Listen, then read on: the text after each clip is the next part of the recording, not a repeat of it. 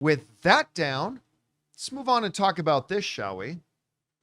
You know, one of my favorite studios in Hollywood, it's one of the smaller players in the grand stage, but is Lionsgate.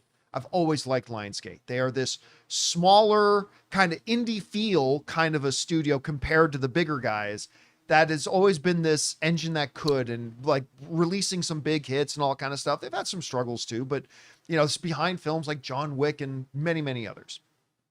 Well, they recently split their company, divesting their interest in things like stars and whatnot, and the kind of isolating more of the movie division. And some people speculated when that happened that they might have been making that move to make both sides more attractive for merger and acquisition, for M&A, for being sold.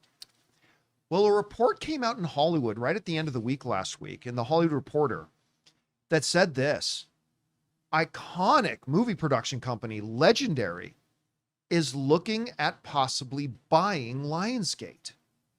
Now, if the name Legendary sounds familiar to you, it's because they've put out some pretty big films. These are the films that they have been either the producers of or the co-producers of. Let's start at the top. Films like the original, like Jurassic World, The Dark Knight, Dark Knight Rises, Jurassic World Fallen Kingdom, Inception, Man of Steel, The Hangover, Hangover Part 2, 300, Batman Begins, Godzilla, Superman Returns, Interstellar, Kong Skull Island, Clash of the Titans, Mamma Mia, Unbroken, Watchmen, Pacific Rim, Rob. I know.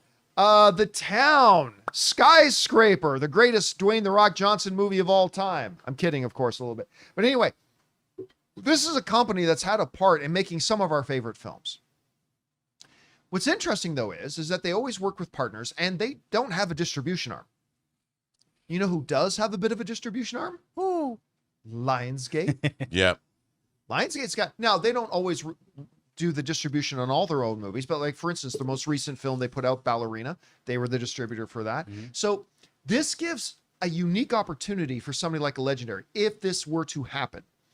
Because not only do they get now Lionsgate's production workflow, their whole infrastructure, but it also gives Legendary something they've never had, which is a little bit of their own ability to distribute, which is, again, not something they've had before.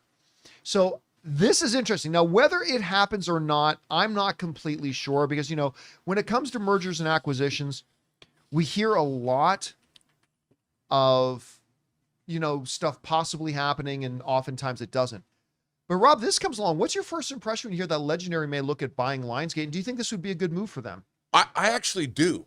You know, our friend Cliff Stevenson's wife, Lisa, works at Lionsgate. You know, she spearheaded. They now sell direct to the consumer. Oh, that's right. She works in their home entertainment physical media. division. Yeah, right. And they've done a great job. They have a new company called Lionsgate Limited. I love everything about it. They let me write essays for their website, which is great.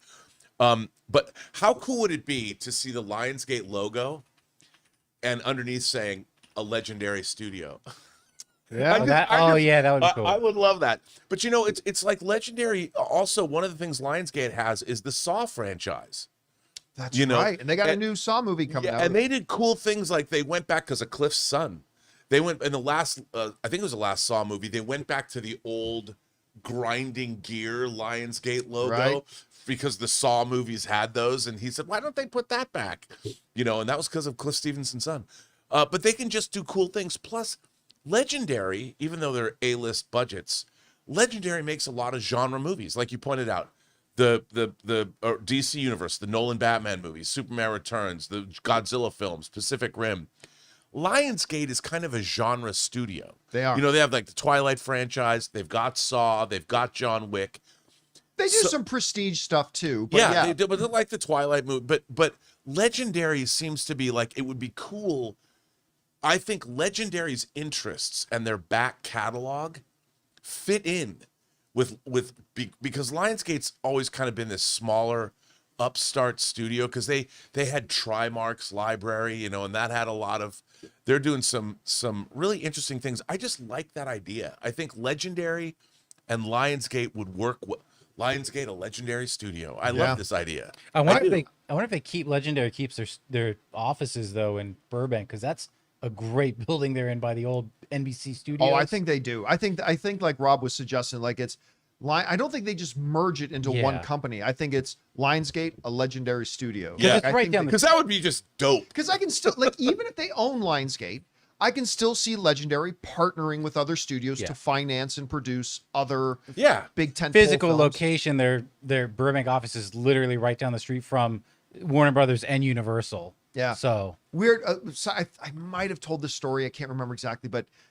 I've been to Lionsgate's offices several times, but I still, my most vivid memory, unfortunately, whenever I think of Lionsgate now and their offices, I will think this. I was invited to go see a very early screening just for about 20 press people of this. I can't remember the name of the movie. It might have been called The Bank Job or no, not The Bank Job, or it was a bank heist movie that Jason Statham starred. Yeah, no, The Bank Job. That's, Was it The Bank yeah, Job? that was okay. it. So I went to go see it, and it was all right. It was a pretty good little movie. I like liked that it. movie. But here's the thing.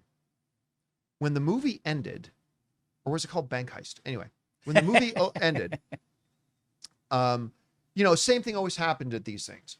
All the journos come out of the studio, they're going to the lobby, and the first thing we all do is turn our phones back on. Right.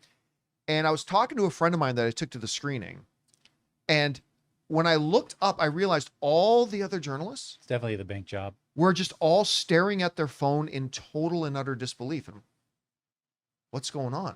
Then I realized I had like 20 messages waiting for me since I turned my phone off. Turn it on.